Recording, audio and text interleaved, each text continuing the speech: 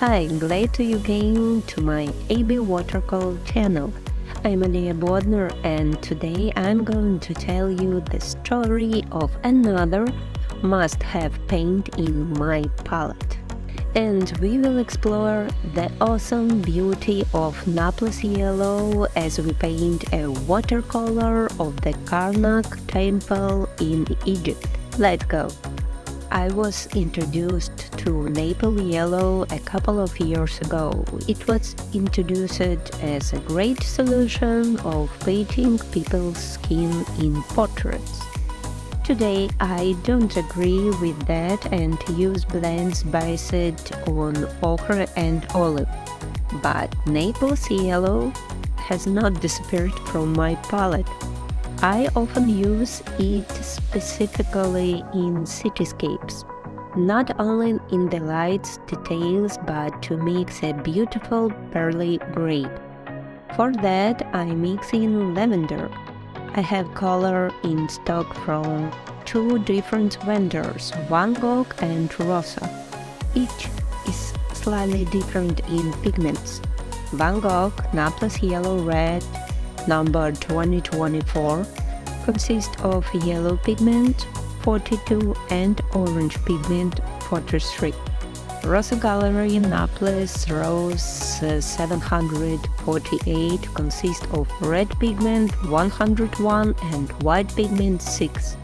Since I will be painting in the technique of resale, a type of painting done by tonal gradations of a single color, the difference of these manufacturers will help me, because Van Gogh lighter color than the color from the Rosa, which I'll use to highlight detail. Before each new coat, I will wait until the previous coat is completely dry. This is important. Enjoy the process of creating an old Egyptian castle to my story of how such a wonderful and hidden paint come to be. The origin of Neapolitan yellow remains unclear, but it is one of the oldest known pigments. We know that the Egyptians used it as early as about 1500 BC to give the yellow color to glass, and the pigment was originally made from antimony lead. By the way, it was because of the Egyptian reference that I chose this plot. One day in early 1970s, a collection of 90 bottles was found in an old German pharmacy near Darmstadt. Some were round and transparent. Others looked more like ink bottles. Each bottle has its own neat label with a calligraphic inscription. After analysis by an Amsterdam laboratory, it turned out to be a stockpile of pigments from the 19th century. The bottle with the unreadable label Neapolitanisch del Puperbanium, something like that, containing Neapolitan Yellow or Naples Yellow. And the owner of pigment did not know it yet, but by the time he hit the paint, the days of Neapolitan Yellow as an indispensable part of artist palette were already numbered. This name is most often used to refer to the artificially produced anemonate of lead 3, which is usually a pale yellow color with a slight reddish hue.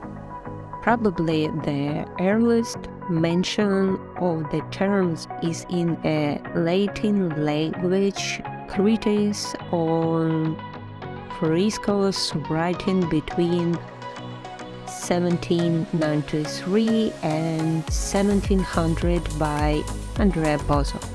He maintains the yellow pigment, lutein, Neapolitan, and this name has either stuck since then or was already in common use.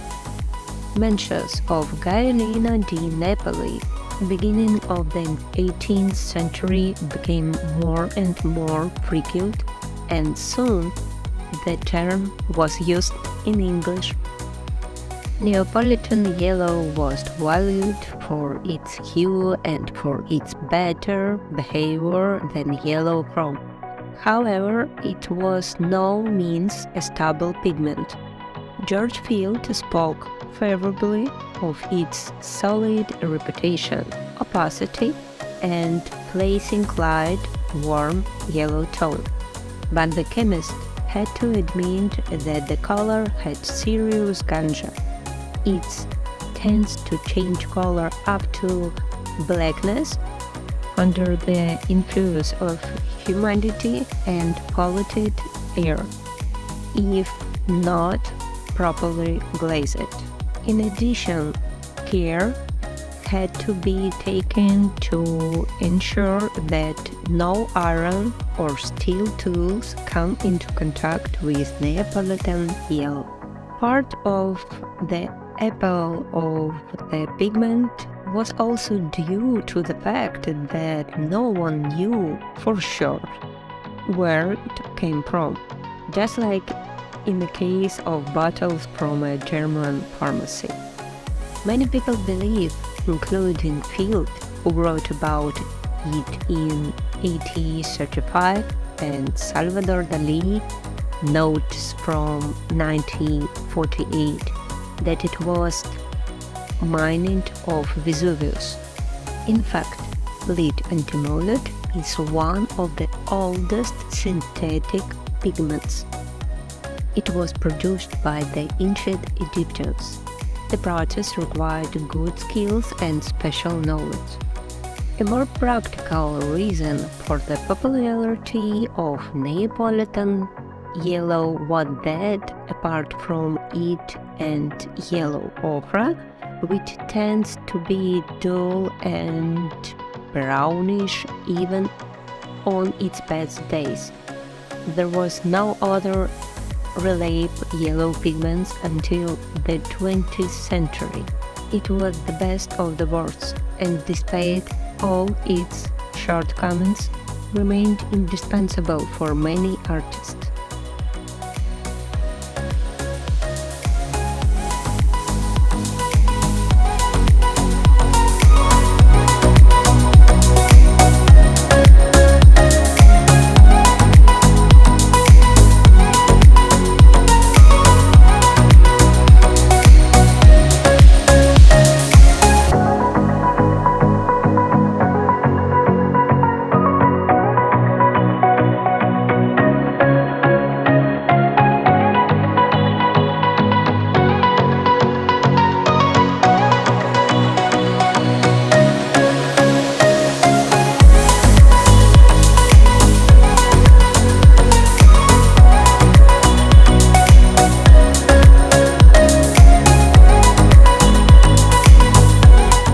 I hope you had an interesting time with this video and learned exciting things. Don't forget to like, comment and subscribe for more watercolor painting lessons and art explorers. See you later!